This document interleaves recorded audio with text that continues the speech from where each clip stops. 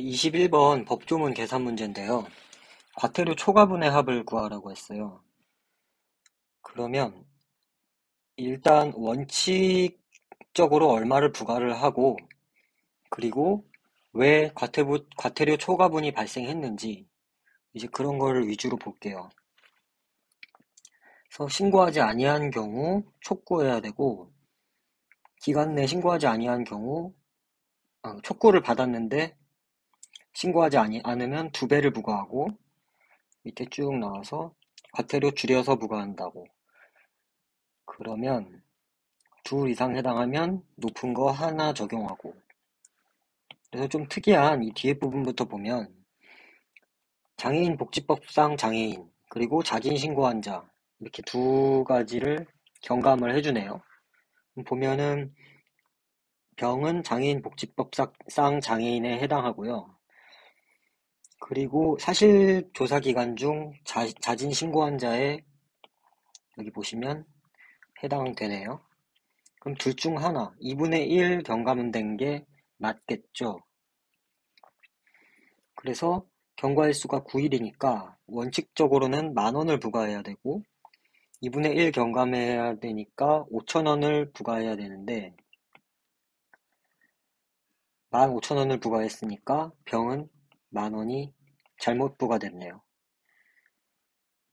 그리고 원칙적으로 갑은 여기 6개월 초과에 해당하니까 5만원, 그리고 을은 6개월 이내에 해당하니까 3만원. 특이사항 없고요. 특이사항 없고요. 그럼 아까 자진 신고했는지 보면 병을 제외한 자에게 신고를 촉구했으나 자진 신고하지는 않았네요. 일단. 그래서 이제 그 위에 2배 부과하는지를 보면 촉구를 받은 신고 의무자가 신고하지 아니한 경우, 그리고 그러면 갑은 사실대로 신고를 했으니까 5만원을 5만원을 부과하면 되는데 지금 10만원을 부과했으니까 갑에는 5만원의 초과분이 생긴 것이고, 을 같은 경우에는 부실하게 신고하였다라고 나오는데 부실하게 신고한 경우에는 신고하지 아니한다. 여기 위에. 그러니까 2배 해서 6만원 제대로 부과됐네요. 따라서 답은 2번 6만원이 되겠습니다. 예, 22번 법조문. 이렇게 조항이 하나, 둘, 셋, 4개로 구성이 되어 있고요. 그래서 가장 짧은 3년 이하의 징역, 3천만 원의 벌금에 처한다. 이걸 먼저 보면 갑이 도급인, 을이 수급인이라고 합니다. 그래서 네모조를 위반한 자는 3년 이하의 징역 또는 3천만 원의 벌금. 그러니까 그거랑 관련된 선지는 일단 2번,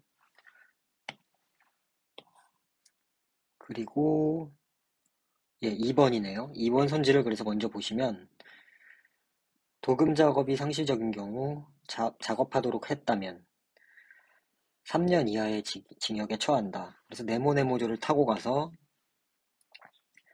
안전조치 및 보건조치에 관련된 내용이네요. 네모가. 그래서 2번은 관련이 없구나 해서 틀렸다고 보시면 되고, 그 다음 세모조 이거부터 할게요. 10억 원 이하의 과징금을 부과할 수 있다고요. 그러면 선지에서 보시면 3억 원의 과징금 부과할 수 있다고. 예, 그래서 과징금 관련된 거 보면은 일단 동그라미 조와 연결되어 있어요. 그래서 안전조치 및 보건조치를 하지 않을 경우라고 나오는 5번 선지에 이거는 네모조에 관련된 거잖아요. 그래서 5번도 바로 틀렸다. 이렇게 나오고, 다음 위로 올라가서 이제 동그라미 조를 한번 볼게요.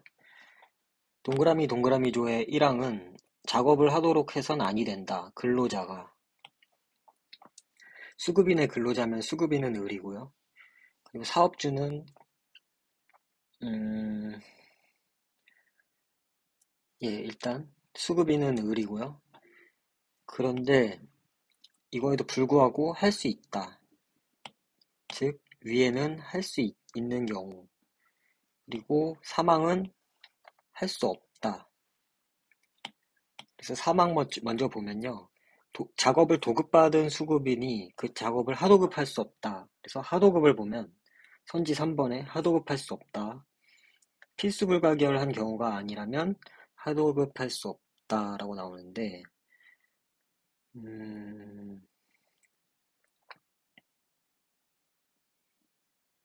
필수불가결하다는 거 여기 나와 있어요. 필수불가결한 경우. 근데 지금 2항 1호에 해당하는 경우, 일시적 간헐적으로 하는 작업을 도급하는 경우에는 하도급할 수 있죠. 그래서 3번 틀렸고, 4번, 선지 4번, 안전조치 및 보건조치를 할 의무가 누가 지는지.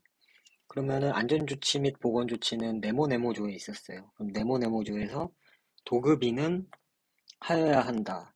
그래서 도급인은 갑이니까 을이 진다 X. 그래서 정답 1번이고요. 승인 없이 할 수 있다. 그래서 할 수 있다 부분에서 보시면은 지금 2항이죠. 2항. 2항에서 도금 작업이 일시적인 경우 해당하니까 예, 수급인인 의뢰 근로자가 작업을 하도록 할 수 있다. 그래서 1번이 정답입니다. 23번. 23번 딱 봐도 말도 안 되게 일단 길고요. 항목을 나눠주지도 않았어요. 그래서 이거는 저희가 항목을 나눈 다음에 필요한 거를 뽑아 먹는 식으로 해야 되고요. 그래서 제가 나눠 보겠습니다. 일단 판결을 해선 안 된다 하고 예컨대 이렇게 있어요. 그리고 세 가지 손해 항목으로 나눠서 하는 것이 일반적이다 예컨대 이렇게 있어요. 또 A견해, B견해, C견해가 있어요. 그 다음에 이제 상황을 보면 뭔지 모르겠고요. 선지를 보면 A견에 따르면 B견에 따르면 C견에 따르면 이렇게 있어요. 그래서 A견에는 손해 항목별로 상한을 초과하는 판결을 할 수 없다는 겁니다. 그래서 손해 항목에 관련된 거 여기, 그래서 적극적, 소극적, 치료비, 일실수익, 위자료 이렇게 세 개가 있고요. 그래서 상황에 그에 맞는 거를 체크해주면 이렇게 있고, 그리고 여기도 이렇게 있고, 네, 그래서 여기는 법원의 판단, 여기는 소를 제기한 것 이렇게 보아주고, 한도 내의 판단이란 거는 상한을 넘는 금액을 인정하는 판결을 해서는 안 된다라고 나와 있어요. 그래서 A견해는 법원이 갑이 병에게 1억 6천만 원을 지급해야 된다라고 나오니까 병에 대한 손해를 보면 병은 치료비 1천만 원 1억 5천 해서 1억 6천을 청구했고요. 이 상한을 넘으면 안 되니까 일단 치료비 500을 판결한 거 상한 넘지 않았으니까 괜찮고요. 그래서 살리고 일시수익 1억 2천만 원, 그래서 2천만 원 지워져서 1억, 위자료 3,500, 그래서 더해주면 1억 4천이 상한이네요. 그럼 3번 선지는 틀렸다고 보고요. B견해는 총액의 상한만 넘지 않으면 상한 금액 넘어도 무방하다라고 나왔어요. 그러면 지금 여기 상황에 합계 1억 6천만 원이라고 나와줬죠. 병. 그래서 1억 6천만 원까지 지급을 할 수가 있고요. 그래서 B견해도 틀렸다고 보고, C견해 같은 경우에는 적극과 소극은 동일한 재산상 손해라고 합니다. 즉 치료비랑 일시수익을 더하면 지워서 치료비 일시수익 더한 1억 2,500, 1억 2,500은 동일한 손해고 위자료는 그거랑 달라서 3,500은 따로. 그래서 적극과 소극을 합한 재산상 손해 그리고 위자료 이렇게 나눈다고 하네요. 그리고 그 항목별 상환한 금액. 그래서 이쪽도 보면 지금 병의 항목별 상환 금액, 그러니까 치료비랑 일실수익 더한 적극은 1억 1천이고요. 위자료는 5천. 이렇게 되는데 위자료 5천은 지금 법원이 3,500이라고 타당하다고 했죠. 그래서 어, 적극에 대해서는 1억 1천을 적용하고 그리고 소극에 대해서는 3,500을 적용해서 1억 4,500이 되겠네요. 그래서 정답은 5번으로 하시고 넘어가시면 되겠습니다.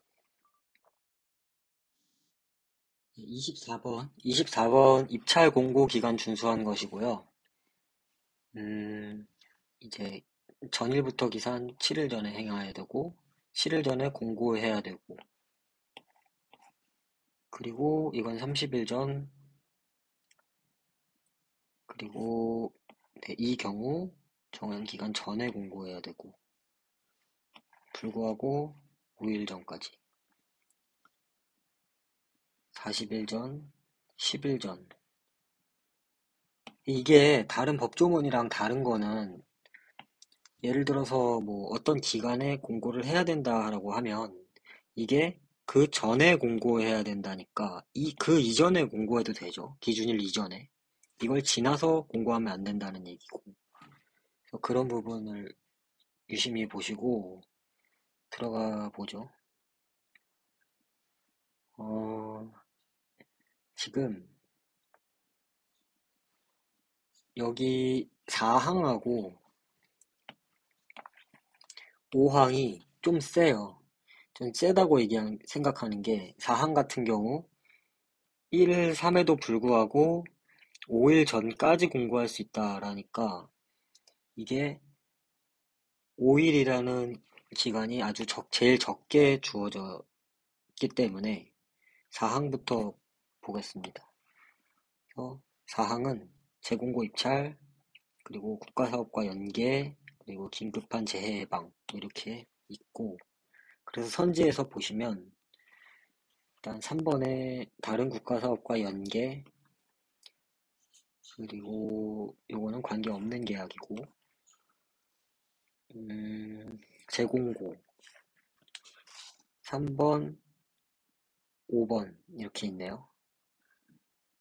그래서 5번부터 보시면 재공고인데 4월 9일로 마감일을 정하고 4월 5일 입찰서 제출 마감일인 4월 9일 근데 그 전날인 4월 8일부터 기산하여 5일 전이니까 4월 5일에 재공고하면 안 되죠. 그래서 5번 틀렸고 그리고 3번 같은 경우에는 3월 31일부터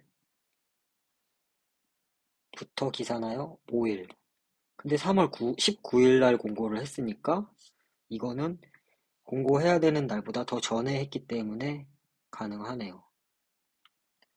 네, 그래서 3번 정답으로 하고 넘어가시면 되겠습니다. 25번. 25번 문제가 복잡해 보이는데 일단 기억, 니은, 디귿, 선지는 되게 단순하게 구성이 되어 있으니까 역으로 추적해 볼게요. 기억은 1957년 저작권법에 따르는 것이고 니은은 1987년, 디귿은 2011년 이렇게 보고 그래서 위에 본문에서 보시면은 1957년 제정 저작권법 그리고 1987년, 2011년 이렇게 나와 있고요. 그리고 산정 기준 나와 있어요. 산정 기준을 먼저 보시면 저작자가 사망한 다음 해의 1월 1일을 기산일로 한다라고 나와 있어요. 그래서 산정 기준일은 1964 1월 1일부터고요. 네, 이 위에 얘 안 해도 되고, 얘 안 해도 되는데, 잠깐만요. 음, 예, 예. 얘 안 해도 됩니다. 별 내용 없어요. 그래서 차근차근 볼게요. 사망한 후 30년간 존속하는 것. 지금 사망한 후 30년이면 그대로 더해서 1994 1월 1일인데 까지니까 1993 12월 31일이 되겠네요. 이렇게. 그리고 니은 87년에 따르면 사망 후 50년.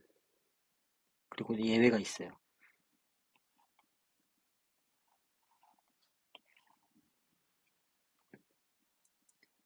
예. 1957년 저작권법에 따른 보호기관이 이미 경과된 저작물은 보호하지 않는 거라고 얘기했는데 87년 7월 1일 이전에 경과되어야 되는데 지금 1993년에 경과되었으므로 그냥 50년 적용하면 되겠네요. 그래서 2013년 12월 31일이 되겠네요. 이렇게 그대로 가시면 되고 이미 만료된 상태냐 2033년이냐 그래서 이 뒤에 보시면 2013년 7월 1일 전에 경과한 저작물을 보호하지 않는 것, 즉 2013년 7월 1일 이후에 경과됐으므로 5번이 정답. 이렇게 하고 넘어가시면 되겠습니다. 네, 26번입니다. 26번 오랜만에 보는 일반형 문제 같네요. 그래서 네, 볼게요. 뭐 식물성 기름 그리고 바이오 디젤 얘기고 장점이 있다. 그리고 단점이 있다. 네, 뭐 그리고 뭐 이런 거 있고요. 예, 바로 보기로 들어갈게요. 기억 같은 양이라면 BD20의 생산 원가 일반 디젤보다 낮다라고 나옵니다. BD20 여기 나와 있고요. 그러면 네, 원가 얘기니까 여기 나와 바이오 디젤은 일반 디젤보다 생산 원가가 훨씬 높다. 근데 바이오 디젤 20%와 일반 80을 섞어놨으면 같은 양이라면은 음, 더 비싼 바이오 디젤을 포함한 BD20이 높겠죠. 그래서 BD20이 높을 것이다 라고 해야 되고요.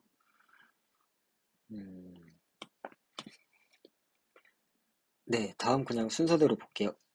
석유에서 얻는 연료에는 황성분 포함되어 있을 것이다 라고 나와 있는데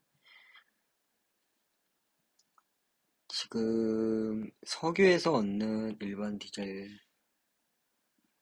네, 그리고 여기 나와 있네요. 여기 보시면 석유에서 얻는 연료와 달리 황이 들어있지 않다라는 말은 석유에서 얻는 연료는 황이 들어있다 라고 하면 되겠어요. 그래서 니은 맞는 거고 다음 디귿 같은 온도에서 바이오디젤이 액체일 때 일반 디젤은 고체일 수 있다 라고 나오는데 바이오디젤과 일반 디젤 액체 고체에 대한 직접적인 언급은 없고 여기 일반 디젤보다 응고점이 높다라는 말이 있거든요. 저도 이게 처음에 엄청 헷갈렸는데 이게 응고점이란 말이 좀 헷갈릴 수가 있는데 응고점이 만약에 높다 이렇게 나와 있다면 고체가 고체로 남아있는 고체로 남아있는 그 온도가 더 높다는 거죠. 그래서 만약에 200이 바이오 디젤의 응고점이라고 하고 100이 일반 디젤의 응고점이라고 하면 여기 200까지는 바이오 디젤이 고체 그리고 여기 100까지는 일반 디젤이 고체 이렇게 되는 거죠. 그래서 바이오 디젤이 액체인 거는 응고점이 200 이상인 거니까 그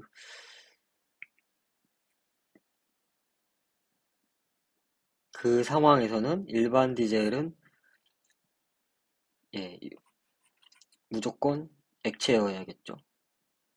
예, 그래서 이 개념 저도 헷갈려가지고 잘 몰라서 찾아보고 지금 설명을 드리는 거고. 그래서 이것은 틀렸습니다.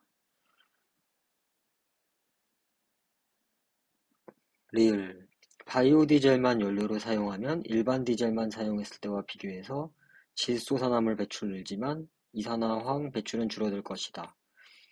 그래서 질소산화물 보면 질소산화물 여기 있네요. 바이오 디젤은 질소산화물을 더 많이 배출한다. 이거 맞고요.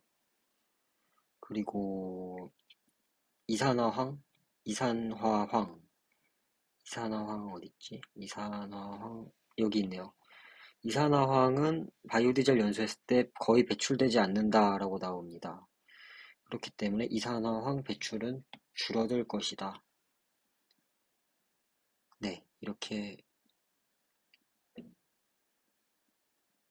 하면 되겠습니다. 그리고 이산화황 배출이 어떻게 줄어들 것이냐고 알 수 있냐 보시면 석유에서 얻는 연료와 달리라고 나오고 석유에서 얻는 연료는 바로 일반 디젤을 얘기하죠. 그래서 여기에 이렇게 연결이 돼서 그래서 알 수 있습니다. 그래서 답은 3번 이렇게 맞춰볼게요.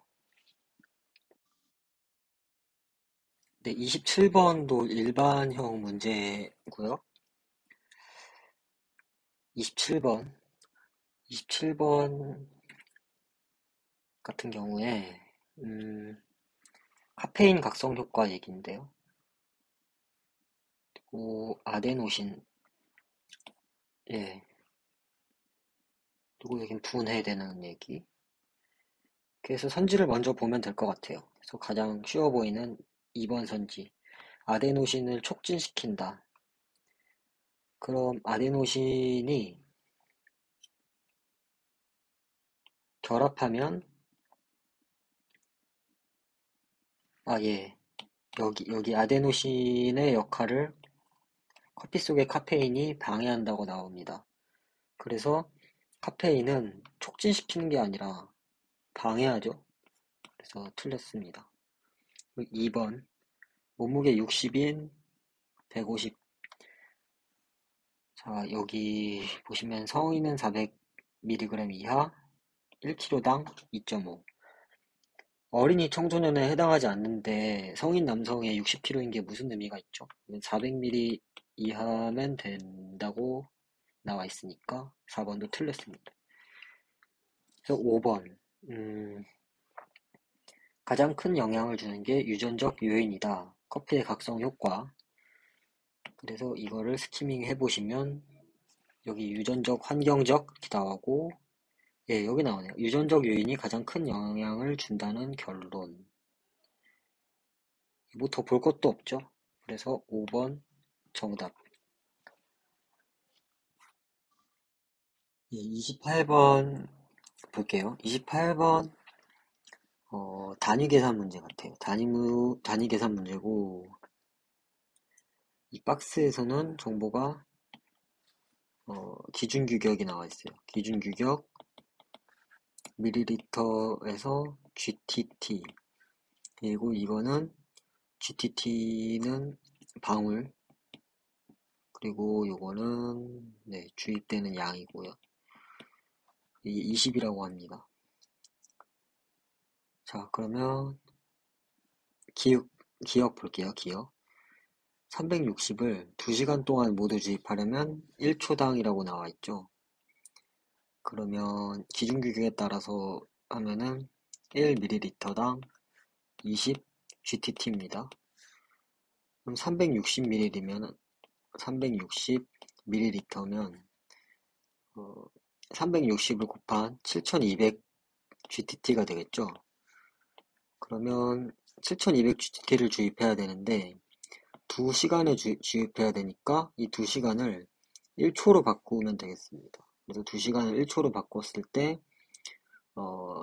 1분은 60초 그리고 60분이 1시간이니까 66에 3600초가 1시간 그리고 7200초가 2시간이니까 7200초, 그리고 7200GTT 이렇게 되겠네요. 그러면 약분하면 1 되죠. 그래서 기억은 1이 들어가야 되는 거고, 네, 좀 색깔 바꿔서 3초당 1GTT로 수액을 주입합니다. 그래서 이것도 기중주객에 따라줘야 되는 거고, 그러면 일단 이렇게 보죠. 3초당 1GTT, 그리고 이걸 24시간으로 해야 되는데, 여기서 그냥 이거 약분을 일단 해줍니다. 그러면 만약에 1초당 1GTT로 주입을 한다면 8시간 했을 때 몇 밀리리터를 하면 되느냐, 이걸 이렇게 보면 될 것 같아요. 그래서 1초에서 8시간을 가는 거는 아까 2시간이 7200초니까 8시간 하면, 죄송합니다. 4시간을 해야 돼. 4를 곱해줘야 돼요. 248이니까 28,800. 28,800 GTT죠. 이거 비례해서 같이 가니까. 28,000 GTT를 주입해야 되는데, 28,000 GTT에서 지금 기준 규격은 밀리리터당, 밀리리터당 20 GTT니까, 여기서 20을 28,800을 에서 20을 나눠줘야 되겠죠. 이게 거꾸로 하면 지금 밀리리터만 남는 거잖아요. 그래서 최대 몇 밀리리터만 남기게 해서 하면은 이걸 뒤집어야 되니까 20분의 28,800이 되겠죠. 그래서 하면 1440 밀리리터. 네, 이렇게 남기면 되겠네요. 그래서 답은 3번입니다.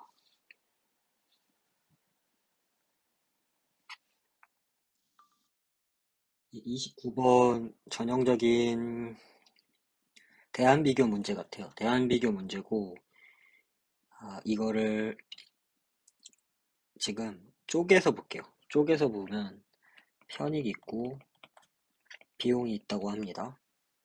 그래서 편익, 비용, 이걸 두 개를 뺀 것이 큰 결과로 순위가 정해지고요. 편익, 그리고 비용, 이렇게 나눠져 있어서 뭐부터 할까요? 편익부터 할게요. 편익. A, B, C 이렇게 보면, 네, 연금이 있는 경우 곱하기 1.2,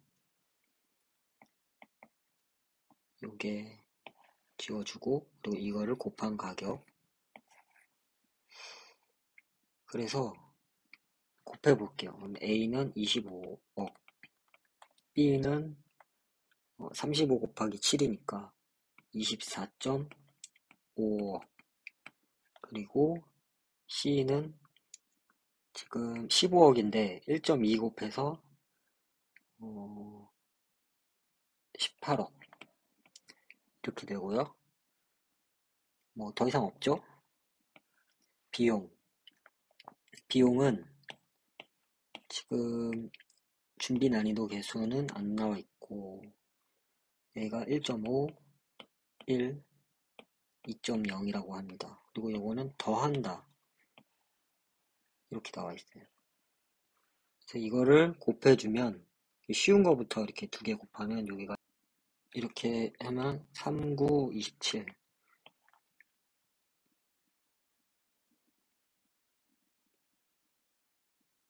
예, 27이 되겠네요. 27, 그러니까 2점, 조심해야 되는 게 단위입니다.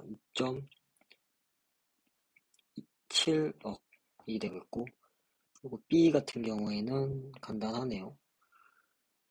근데 지금 이건 2억을 더해주는 거니까, 마이너스 2억 1천, 2.1억. 여기는 지금 요거 먼저 해보면 4, 3, 12, 2.4에 4.4억. 예. 그리고 평판도가 1위인 경우 여기 결과값에 2를 곱한다 라고 나와 있는데, 지금 C 같은 경우에 13.6억에서 2를 곱한 거니까 27.2. 27.2를 그냥 편익만 봐도 넘는 애가 없죠. 그래서 C가 1순위. 그리고 요거를 봤을 때 22.3이고 요거는 22.4니까 B가 더 크네요. CBA. 네, 이렇게 푸시면 되겠습니다.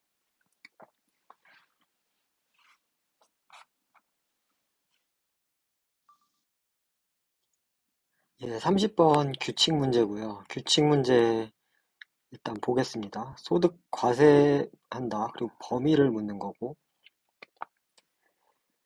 이제 규칙 문제는 이렇게 나올 경우에 그냥 이 규칙을 처음부터 저는 끝까지 이해를 합니다. 그래서 정리가 필요하다면 정리를 해놓고요.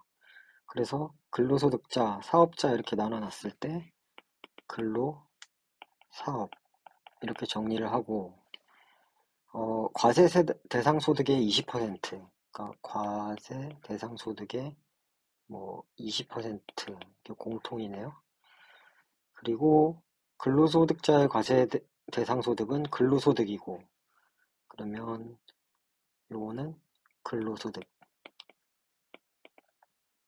근데 사업자의 과세 대상 소득은 매출액에서 생산 비용을 공제한 값이다 라고 나옵니다. 그럼 근로소득자의 경우 5%는 공제한다. 그러니까 신용카드 지출 금액의 5%니까 신용의 5%를 더해주는 거라고 봐야겠죠. 왜냐면 소득에서 공제한다라는 거고 과세한다라는 관점에서 봤을 때 공제한다라는 것은 그 세금에서 덜 내도 된다는 얘기니까.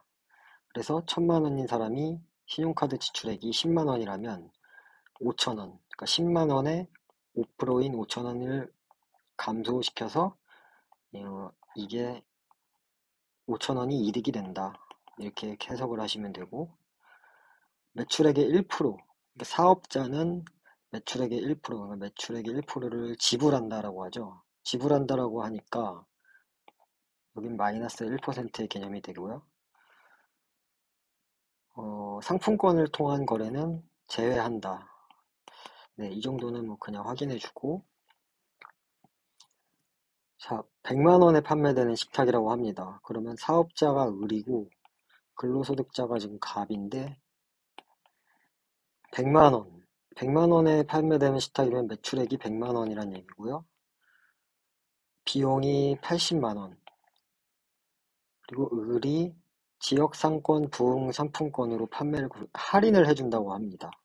그래서 갑은 이 사실을 알게 되었다라고 얘기하고 결과적으로 신용카드로 거래하는 것보다 이득이 되었다는 거는 그럼 신용카드로 거래했을 때 얼마가 되는지 보고 그 할인이 된다는 것은 그만큼 을에게는 부담이고 갑에게는 이득이죠.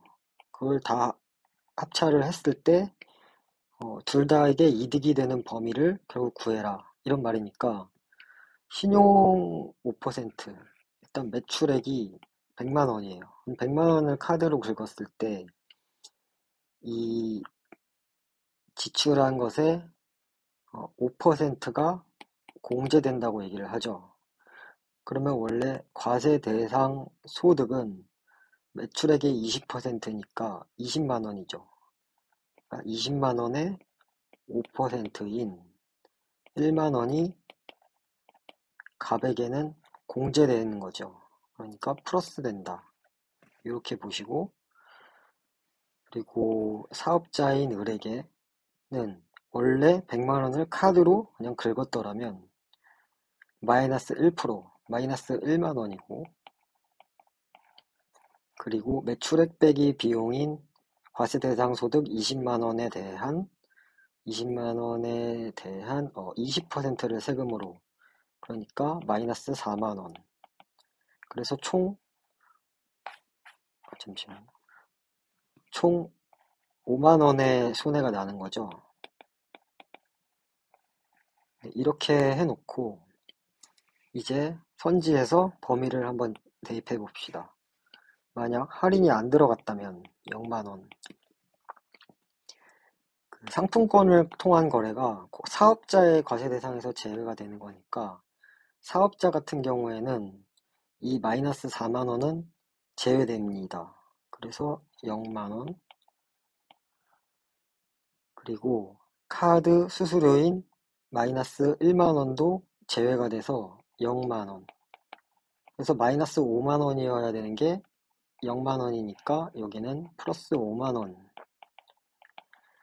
근데 근로자인 갑 같은 경우 원래 신용카드로 계산을 하면 1만 원이 플러스 되는데 할인을 안 받고 상품권으로 하니까 여기는 원래 공제될 수 있는 세금의 만 원을 잃는 거나 다름이 없게 됩니다.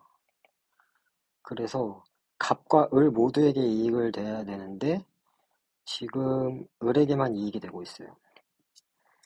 그러면 0은 아니고 1, 3이겠죠? 그러면 2만 원이라고 해봅시다.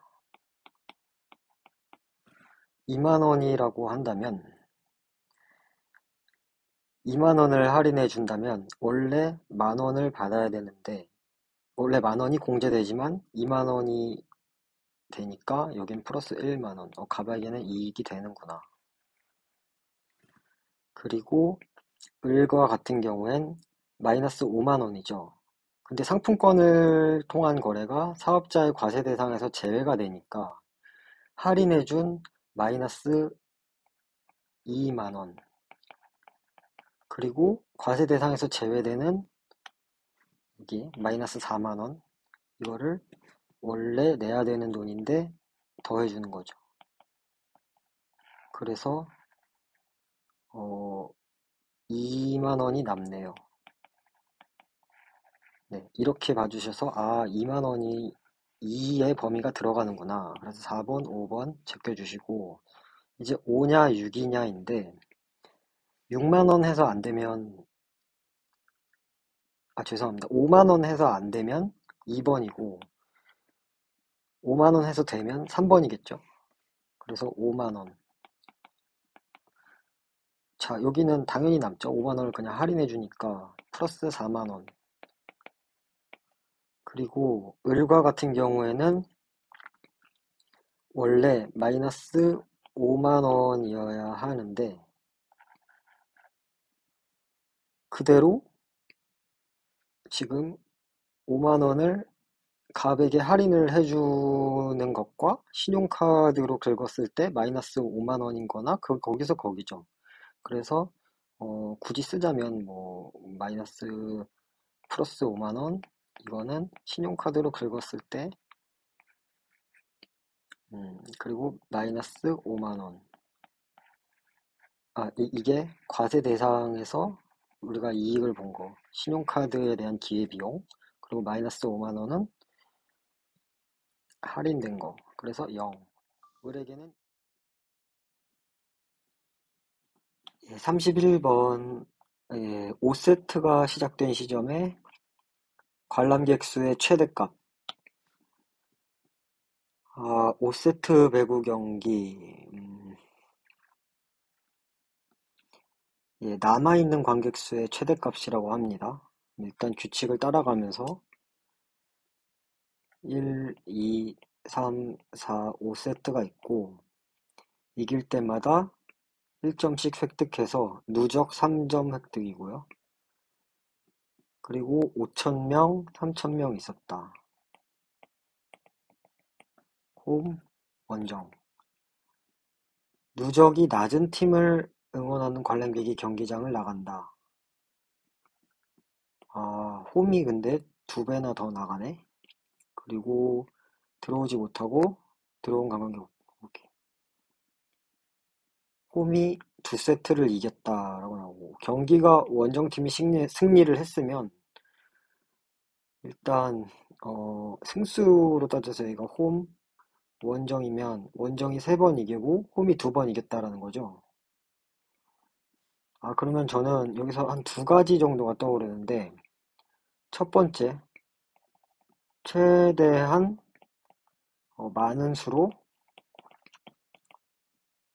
많은 수의 세트를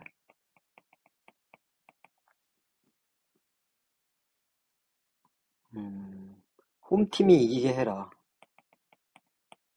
누적이겠죠. 누적 세트를. 그리고 둘째로는 지금 세트가 동점일 때는 안 나간다는 얘기잖아요. 아, 동점일 때 안 나가는구나. 그럼 일단 아무도 안 나가게 되는 최적인 동점인 걸 최대한 많이 만들어주고, 그리고 그 다음으로 동점 상황을 못 만든다면 홈팀이 이기게 되는 세트를 그 다음 원칙으로 해서 상황을 적용해 보는 겁니다. 그러면 일단 5,000명, 3,000명 있었을 때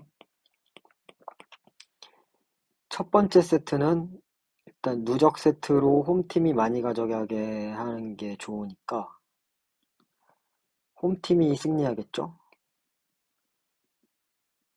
그리고 두 번째 세트 역시 홈팀이 승리하게 돼버리면 안 됩니다. 왜냐면 여기 동점일 때 한 명도 안 나가니까, 그러니까 1세트 이후에는 500 손실이라면 2세트에서는 손실을 0으로 만들어줄 수 있죠. 그래서 여기 원정팀에 한 표 줍니다. 그러면 네, 손실 0이고요. 세 번째, 헷갈리네 이렇게 하니까 지워버립시다. 그리고 세 번째 세트에서는 만약 세 번째 세트에서 원정팀이 이겨버리면 홈팀은 마이너스 1,000명의 관중, 마이너스 1,000의 손실이 생기는 거니까 세 번째에서는 홈팀이 이기게, 그렇게 돼서 마이너스 500을 손실을 주고 나머지는 다 원정팀이 결국 이기게끔 만들면 되죠. 그럼 여기 4라운드에서는 누적 세트가 같으니까 손실이 없고 5라운드, 예, 어차피 끝나면 다 나가니까 총 손실은 이렇게 돼서 1,000이 되겠네요. 그러면 예, 32번입니다. 32번 풀어볼게요. 네, 규칙이 있습니다. 규칙이 있고, 1, 2, 3단계 있고, 버튼이 있고, 그래서 뭐 차근차근 볼게요. 1단계, 2단계, 3단계가 있고요. 버튼을 1부터 9까지 누를 수 있고, 1단계는 그대로 출력된다고 합니다. 그럼 1부터 9까지 출력이 되겠죠? 2단계, 1단계 출력 값에 2단계 누른 수에 11을 곱한 값. 여기서 더해지는 것 수는 11에서 99까지, 1부터 9까지 있으니까 이렇게 되겠고, 3단계는 또 여기 값에 111을 곱한 값, 111부터 999까지 있겠네요. 다만 1000 이상인 경우 0이 출력된다라고 얘기를 하니까, 네네, 네네, 0이 출력된다고 하니까 이것만 주의해 주시고, 이제 보기에서 뭘 원하는지 볼게요. 보기에서 뭘 원하는지 보면 100부터 999까지의 정수가 모두 출력 가능하다라고 나옵니다. 1번 보기, 기억 보기에. 그러면 일단 출력 가능하지 않을 것 같은 거를 초점을 맞추시고요. 지금 여기 1단의 최대값하고 뭐 2단의 최소값, 그리고 뭐 2단의 최대값하고 뭐 1단의 최소값 이렇게 더해주면은,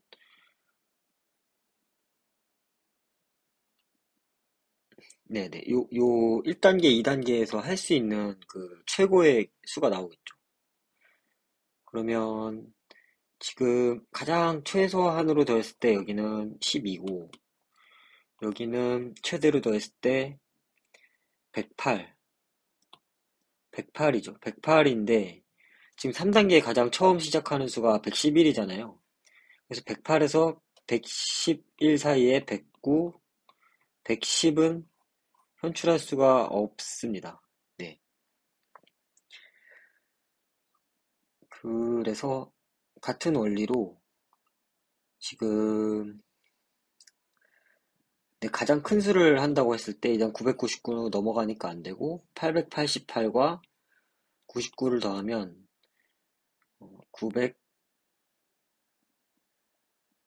987이겠네요. 987. 987에서 이 가장 큰 수인 9를 더한다고 해도 999와 996 사이가 뜨기 때문에 네, 이거는 현출이 불가능하다고 이제 보면 되겠습니다. 네, 이렇게 하시고 999도 물론 현출이 불가능하네요. 예, 이 점까지. 예, 그 다음 그래서 기억은 모두 출력 가능하지 않고요. 다음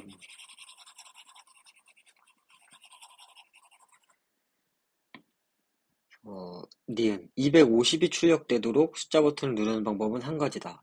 250이면 아까 봤듯이 여기는 108이 1단계는 108이 최대로 현출 가능한 수예요. 그리고 3단계에서 뭔 수, 일단 111을 더했을 때 이게 안 되죠. 그래서 111을 더했을 때 219죠. 그래서 250까지 안 되니까 111로 만들 수 없어요. 그래서 빼기가 없으니까 333은 당연히 안 되고. 그래서 222로 만들어야 됩니다. 그래서 222로 만들기 위해서 250에서 222를 빼주면 28이죠. 그래서 28은 여기 또 1단계와 2단계에서 만들 수 있는 수로는 22와 6 있고 11로는 또 못 만들죠. 10이라고 9를 더해도 20밖에 안 되니까. 그래서 한 가지다. 222, 22, 6. 네, 이렇게 만드는 것밖에 없구나 라고 판단을 하시면 되고 마지막 디귿 100의 배수가 출력되었다면 처음 누른 숫자는 반드시 1이다 라고 나옵니다. 그러면 100의 배수는 일단 100, 200, 300 이렇게 있는 뭐 이런 식으로 갈 텐데 3단계에서 만들 수 있는 거는 어, 항상 뭐 111, 222 이런 식으로 가니까 111로 200을 만들어야 되고 222로 300을 만들어야 되고 이런 식으로 되겠죠? 그러면 111일 때 만들 수 있는 거는 이제 200을 만들려면 88이 필요하고 그 다음에 1이 필요하죠.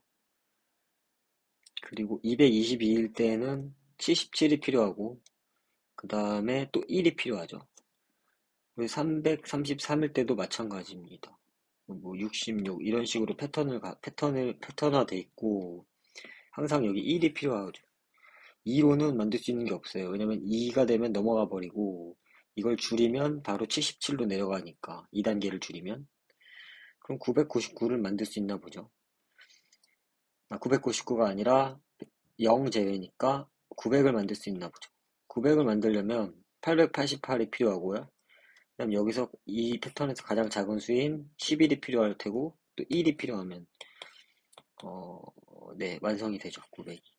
그래서 반드시 1이다. 1일 수밖에 없다. 처음부터 끝까지 다 1일 수밖에 없다.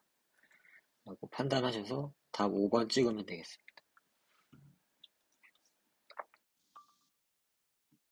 33번 풀어볼게요. 33번 뭐 대화 아니죠. 네. 일단 변수가 5개 있습니다. 토끼 A, B, C, D, E. 그리고 서술은 옹달샘 다녀온 거랑 그리고 물 마신 거 이렇게 2개 있네요. 그러면 이거 변수를 이렇게 배열해야겠다. A, B, C, D, E 해가지고 뭐 그렇게 막 딱딱 떨어지게 쉽게 주진 않을 거거든요. 느낌상. 약간 언어 논리 문제 같기도 한데 물, 옹달샘 이렇게 해놓고 이제 정리를 좀 할게요. A. 셋만 옹달샘에 다녀왔어. 그리고 나를 포함했으니까 옹달샘에 갔어요. 그리고 B. D가 마셨다면 나도 물을 마셨어.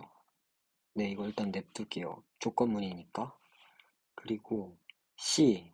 D만 졸졸 따라다녔어. 아, C랑 D는 같이 다니는구나. 그리고 B가 가지 않았다면 나도. 이것도 조건문이니까 냅둘게요. 2. 둘은 물을 마셨지. 셋은 마시지 않았어. 그럼 물을 마신 건 둘이고 안 마신 건 셋이에요. 그러면 2도 물을 안 마셨네요. 물 안 마신 거. 그리고 예, 이 정도만 해놓을게요. 이 정도만 해놓고 이제 조건문에 따른 가정을 해야 돼요. 너무 많이 비어 있으니까. 조건문에 따른 가정 보면 일단 옹달샘부터 할게요. 왜냐면 물을 마신 여부보다 여기 C는 D랑 같이 묶여 다니니까 C랑 D가 같이 간 경우 그리고 D가 안 가고 C도 안 가고 이런 경우를 볼 수 있습니다. 그러면 이렇게 되겠네요. 네. 그리고 근데 D에 힌트가 있죠. B가 가지 않았다면 나도 가지 않았어. 이거는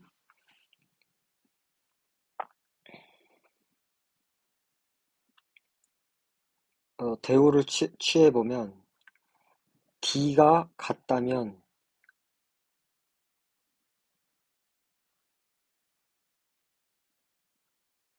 C도 가게 되고 B도 가게 되고 그러면 세 명이 안 맞잖아요. 그래서 이 경우는 안 되는구나. 그래서 옹달샘은 확정. 그럼 이제 물 볼게요, 물. D가 물을 마신 경우와 D가 물을 마시면 B도 마셨죠. 그리고 D가 물을 마시지 않은 경우. 네, 여기까지만 알 수가 있고요.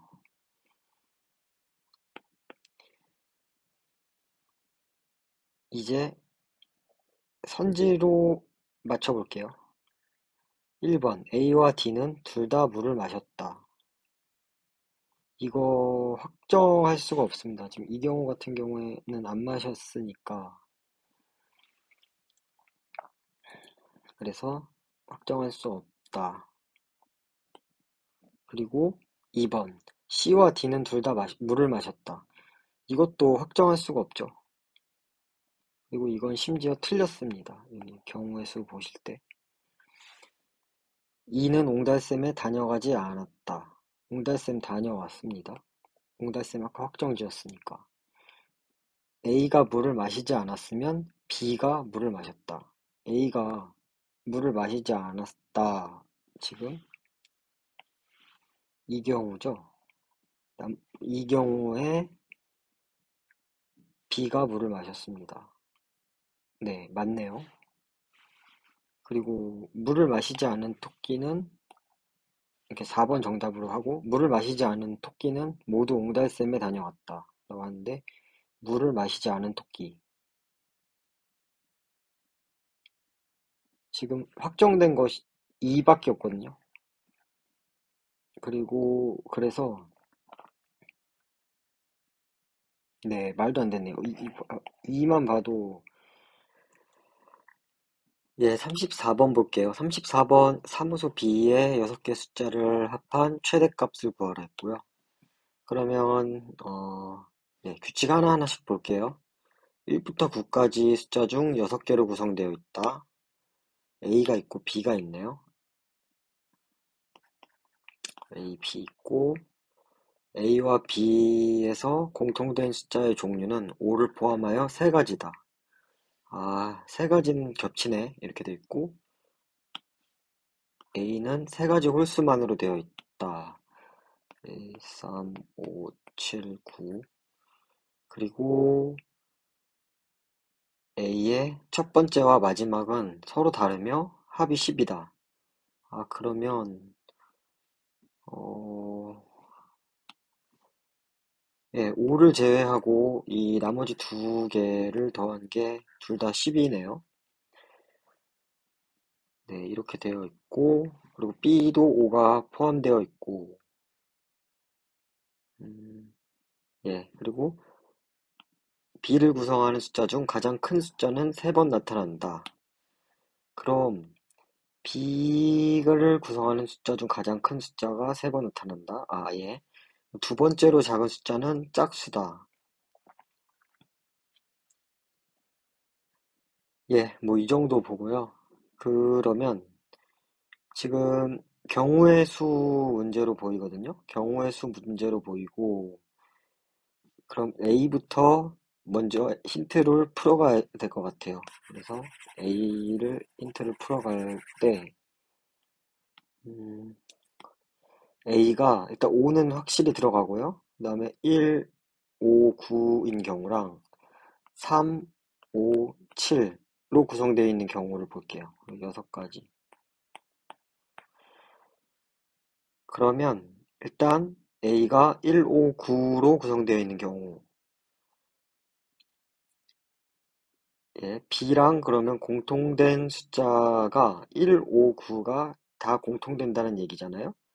그러면 B를 구성하는 숫자 중 가장 큰 숫자가 3번 나타나니까 9, 9, 9, 그리고 네, 그리고 5랑 1이 있겠네요. 그러면 순서대로 봤을 때 어, 두 번째로 작은 숫자가 짝수니까 5, 1, 그리고 여기는 2나 4가 들어가겠네요. 그리고 3, 5, 7인 경우를 볼게요. 3, 5, 7인 경우 3개가 공통되니까 지금 두 번째로 작은 숫자가 짝수인데 여기서 가장 큰 숫자가 3개 들어가야 된다면은 가장 큰 숫자가 9일 수는 없죠. 3, 5, 7일 때. 왜냐면 그럼 9가 들어가야 될 거고 5, 7, 3이 겹칠 텐데 그럼 9가 3번 들어가 버리면 더 이상 줄 수 있는 짝수가 없잖아요. 그래서 9는 아니다. 그럼 8이면 어떨까요? 8, 8, 8, 7, 5, 3. 이것도 두 번째로 작은 숫자가 짝수인 걸 조건을 만족하지 못하니까 7, 7, 7, 7, 그리고 5와 3, 5, 그리고 3이 들어가야 되는데 3이 가장 작은 수일 수밖에 없죠. 두 번째로 작은 숫자가 짝수라고 해야 되니까 그러면 여기는 4가 들어갈 수밖에 없고 그래서 이 두 가지 경우가 있겠네요. 근데 모두 합한 값의 최대값을 구하라고 했으니까 지금 9 3개, 5, 4, 1 이게 최대값이겠네요. 네, 그렇기 때문에 5, 10, 3, 9, 27 그래서 37 예, 이렇게 구하면 되겠습니다. 여기 7 이거는 볼 것도 없죠. 최대값을 구해야 되니까. 네. 원래부터 이제 좀 감이 좋으신 분들은 애초에 최대값을 구하라고 할 때 9로 구성되고 5, 4, 1 여기서 아 이게 최대값이 될 수밖에 없구나 하고 끝내시겠죠. 네, 네 이렇게 34번 풀어봤습니다. 35번 풀어볼게요. 35번 네, 35번도 퀴즈 문제인 것 같아요. 일단 규칙을 읽어볼게요. 물불돌룬 한 개 이상 글자 사용한다. 그리고 봄, 여름, 가을, 겨울에는 눈이 반드시 포함되어야 한다. 그래서 저는 이걸 이렇게 한번 해볼게요. 봄, 여름, 가을, 겨울에는, 자, 봄에는 물, 여름은 불, 가을은 돌, 겨울은 눈, 이렇게 반드시 포함되어야 한다. 그리고 또 수컷, 암컷이 있어요. 그러면 이거 이렇게 매트릭스 짜면 되겠다. 수컷, 암컷 해서 수컷에는 물, 겹치네. 그리고 암컷에는 불. 그러면 이렇게.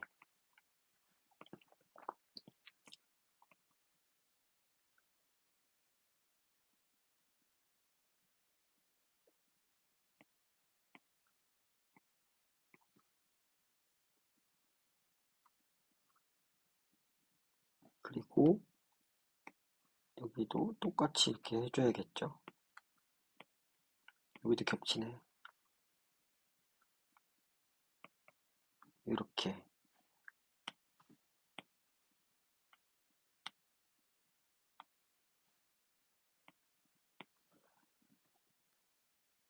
그리고 2번 이상 사용돼서는 안 된다.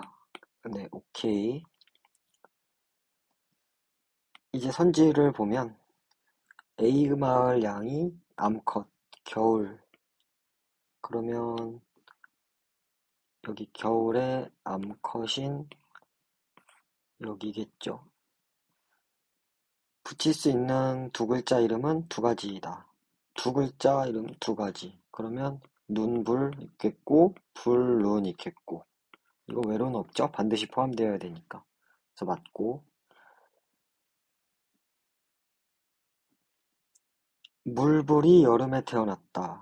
그러면 여름이고 물불이면 수컷이고 봄에 태어났다면 암컷이다 라고 얘기를 하는데 자, 이 지금 조건은 반드시 포함되어야 되는 거예요. 그러면 여기에 암컷에 만약에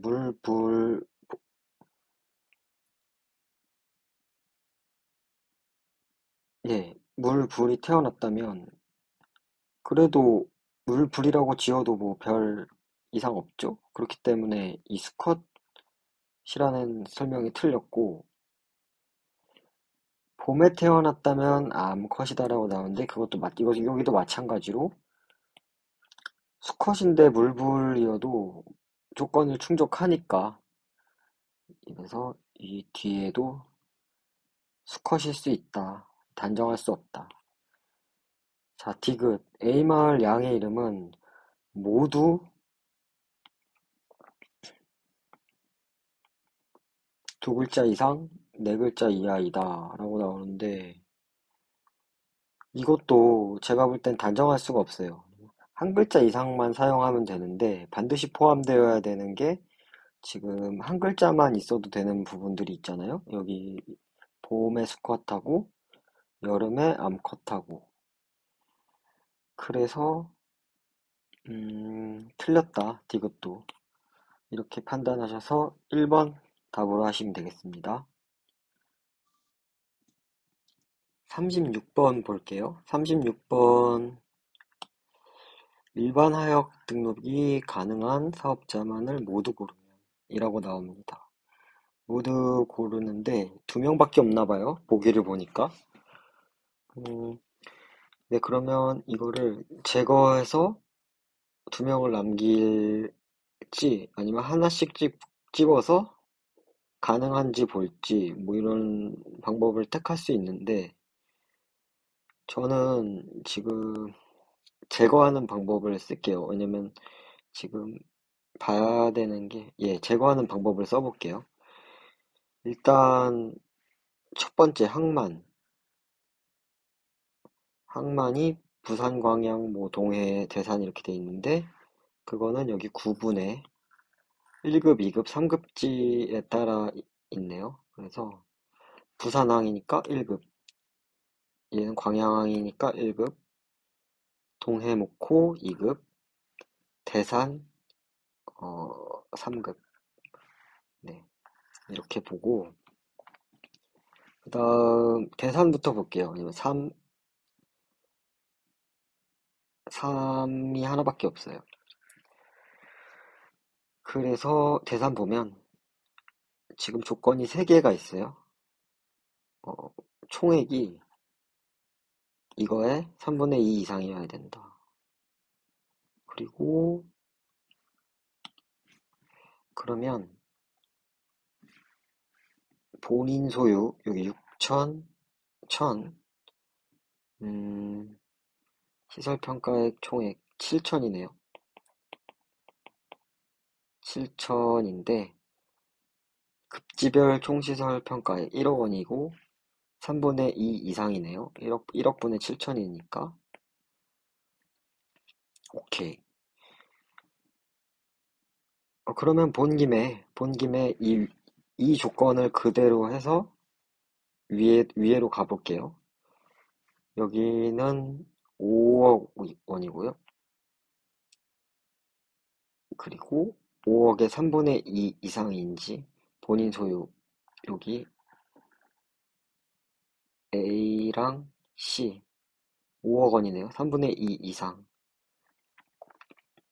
괜찮고 그리고 1급은 10억 10억인데 지금 여기 6억밖에 안 되니까 값은 안 되는구나. 그래서 값을 지웠습니다. 하나만 더 지우면 되겠죠? 그러면 이제 그 다음 조건 하역시설 평가액 총액이라고 합니다. 그러면 하역시설이 A, B, C인데 색깔 좀 바꿀게요. 헷갈리니까. 어,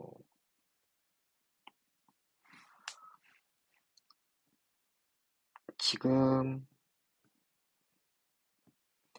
을은 C 그리고 병은 AC 그리고 여기는 A, B, C.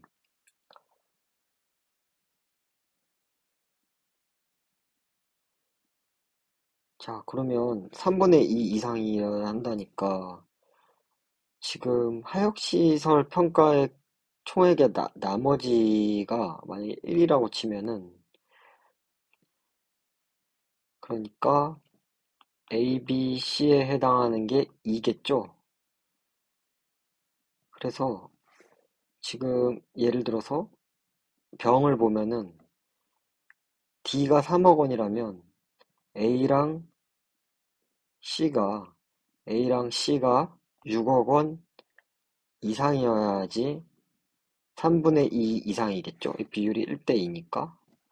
그래서 병 같은 경우에 5억 원밖에 안 되니까 제껴줍니다. 그래서 이거 자료 해석에서도 좀 쓰는 건데 만약에 어떤 게 3분의 2 이상이다 라는 거는 그 나머지가 3분의 1 이하이다. 네, 이렇게 이거랑 똑같은 말이잖아요. 그래서 이거 3 떼고 만약 이게 A고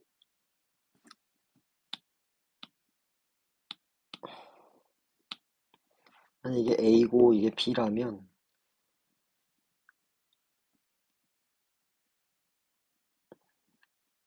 이 B를 했을 때 A보다 뭐 크냐 작냐 이거를 보면 되는 거니까 음, 이 원리로 네 방금 한 겁니다. 예, 뭐 이거 자료에서 많이 쓰는 거고 네 그래서 이렇게 병을 제거하면 정답 4번 네 이렇게 풀어봤습니다. 예, 37번이에요. 37번이고 네, 폐기 대상을 제외하고 가장 먼저 교체 대상이 될 장비는 하고 나와 있어요. 그래서 지금 이 중에서 고르는 것 같고 예, 뭐 네, 그럼 폐기 대상이 뭔지 먼저 볼게요.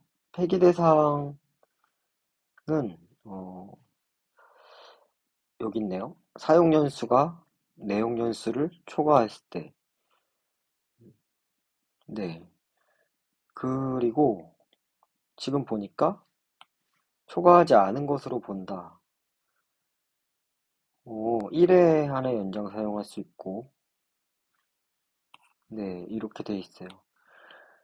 그래서 소방자동차는 지금, 내용 연수가 10년이고, 그리고 얘는 7, 구조용 안전벨트 3, 그리고 방호복, 폭발물이니까 10.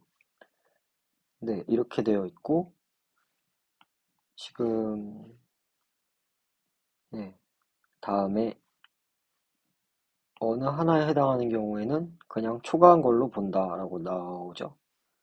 그래서 이거부터 볼게요. 쉬운 거 같아요. 12만 킬로 초과한 경우, 이게 15만 킬로도 아니지. 그리고 실사용량이 경제적 초과한 경우, 너 안 되네. 실사용량이 초과했죠.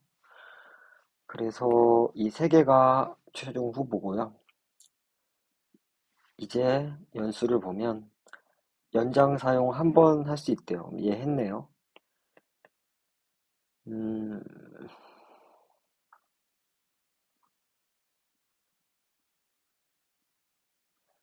예, 그럼 1년 연장했으면 지금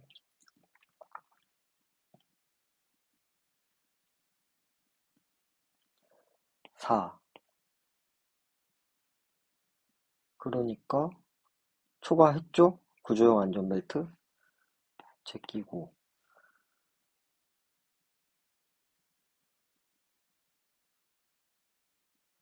소방용 로봇 초과 안 했어요. 그러니까 냅두고 소방 자동차 2도 초과 안 했어요. 냅두고 그럼 벌써 이 밑에 이 두 개는 처리했네요. 그 다음에 이제 초과하지 않은 소방 장비는 연수가 적게 남은 거부터. 그럼 적게 남은 거 내용 연수, 사용 연수 빼면 되죠. 소방 자동차 2는 1이니까 그냥 소방 자동차 2가 답이다. 네, 이렇게. 그리고 얘는 3인데 1을 보는 순간 1보다 더 작은 게 뭐 나오기가 좀 그러니까 네, 이 정도 적용을 하는데 뭐 놓친 건 없는지 꼼꼼하되 빠르게 이제 보는 게 이런 규칙 문제 포인트라고 저는 생각합니다.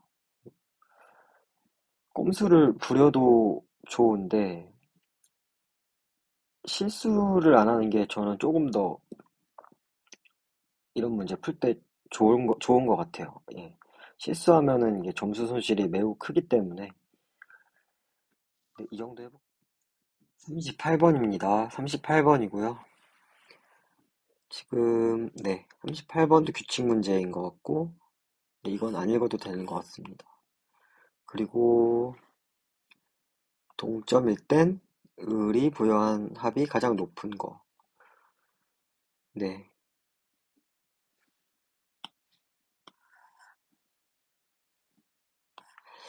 그리고 갑과 을은 비용이 적게 드는 거, 만족도가 높은 5점에서 1점, 1점씩 차이를 두고. 그러면 일단 갑하고 을이 여기서는 같은 점수를 부여하는 거고요. 그리고 여기는 반대로 점수를 부여한다고 합니다. 네, 일단 그러면 해볼게요. 비용 적은 거부터 5, 4, 3, 2, 1. 그리고 만족도 5, 4, 3, 2, 1. 그리고 예, 이 정도만 일단 보시면은 자, 그리고 위험도랑 활동량은요. 위험도랑 지금 이 문제가 갑하고 을이 만약에 위험도가 갑이 1점을 부여했으면 을은 어,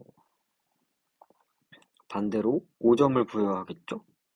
그러면 갑이 2점을 부여한 과목에서는 어, 을이 4점을 부여하겠죠? 그래서 합이 계속 똑같이 6으로 유지가 되거든요. 그래서 이거는 고려하지 않아도 될 것 같습니다. 그래서 이 위에 두 항목만 일단 고려해서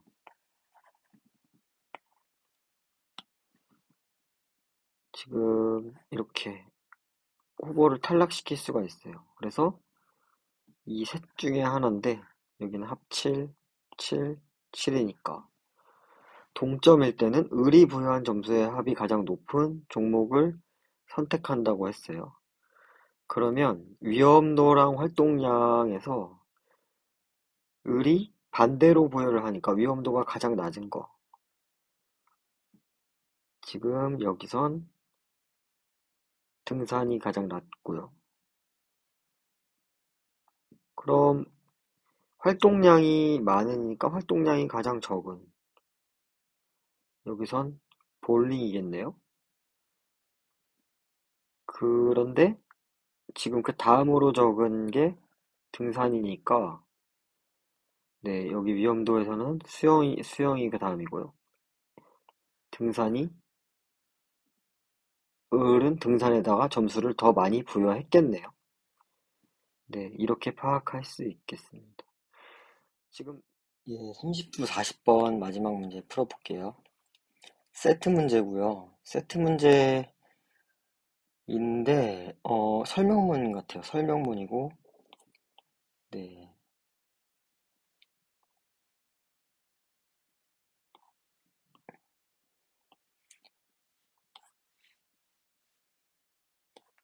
네, 뭐 이렇게 대충 스킴을 한번 하시고요.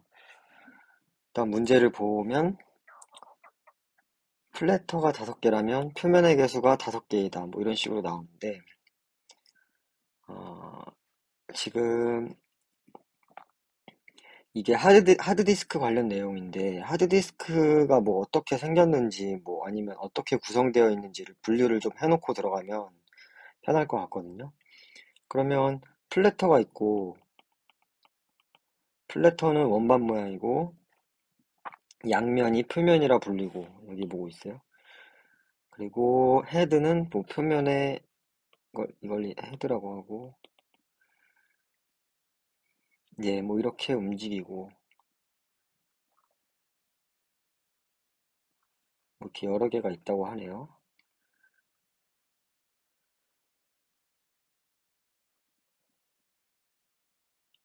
자, 만약에 플래터가 이렇게 5개라면 1번 표면의 개수는 최대 5개라고 나오는데 표면은 양면에 각각 있죠. 그렇기 때문에 5개가 아닙니다.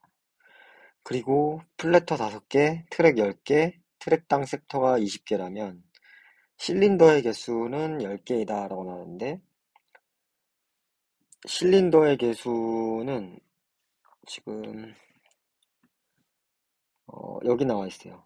플래터 표면 중심에서 거리가 같은 트랙을 수직으로 모두 묶어 실린더라 한다.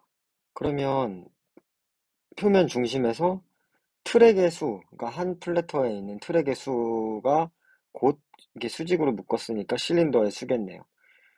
그래서 플래터당 트랙이 10개면 같은 거리가 같은 트랙도 10개이므로 그걸 수직으로 묶었을 때 실린더의 수도 10개.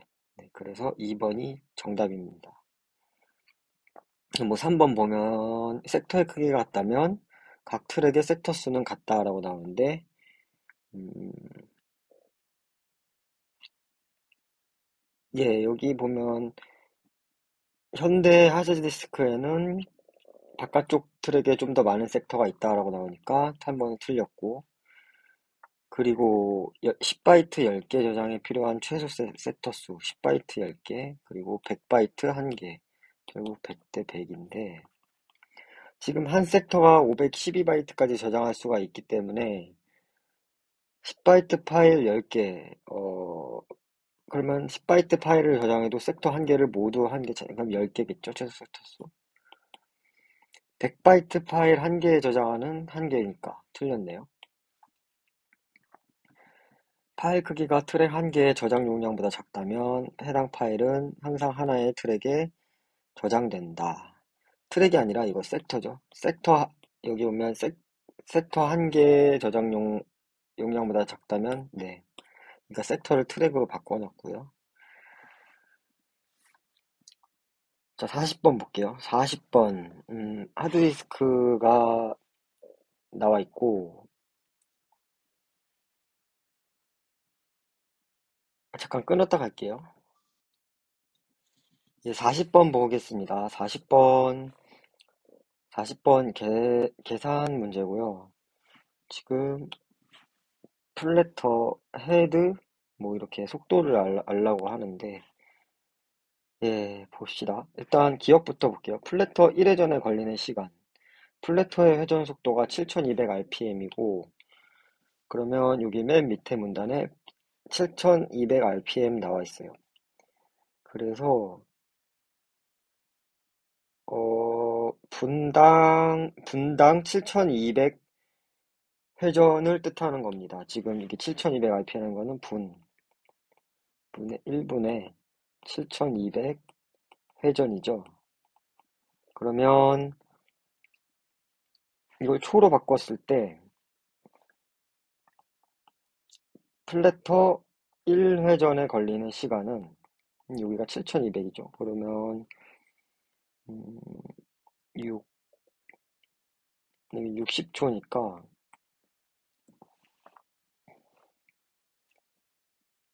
120분의 1이겠네요. 7200에서 1 되는 거 그리고 1분 60초니까 이게 보면 60분의 7200이겠죠? 근데 여기가 회전이고 여기가 초니까 이거 두 개 바꿔서 플래터 1회전에 걸리는 시간 초니까 약분하면 120이죠? 네. 그래서 3, 4번 중에 하나 좀 지우면서 다시 할게요.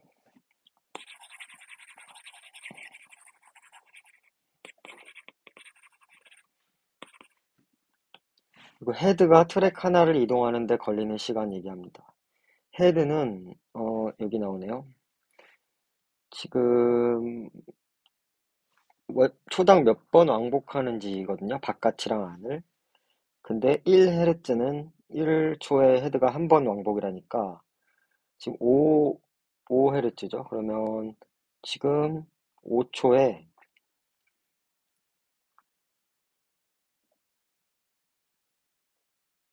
1초겠죠. 죄송합니다.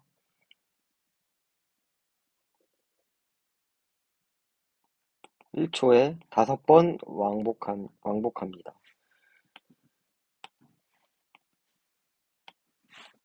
그러면 헤드가 트랙 하나를 이동하는 데 걸리는 시간이 평균 몇 초냐라니까 그러면 트랙이 20개면 1번 트랙과 마지막 트랙을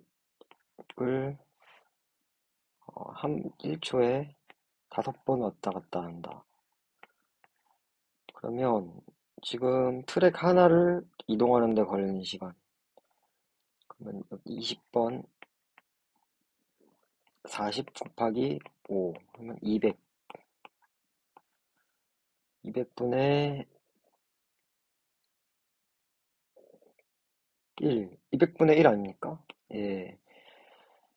그러니까 예, 1초에 5번 왔다 갔다 하는 속도니까 지금 이 5번에 트랙 지금 하나를 이동하는 거니까 트랙 5번이면은 트랙을 지금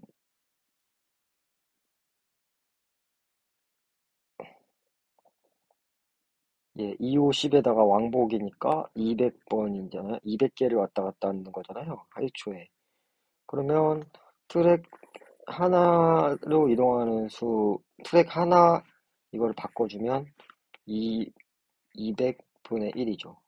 트랙 한 개를 이동하는데 필요한 초는 역수니까. 네, 그래서 4번 정답입니다.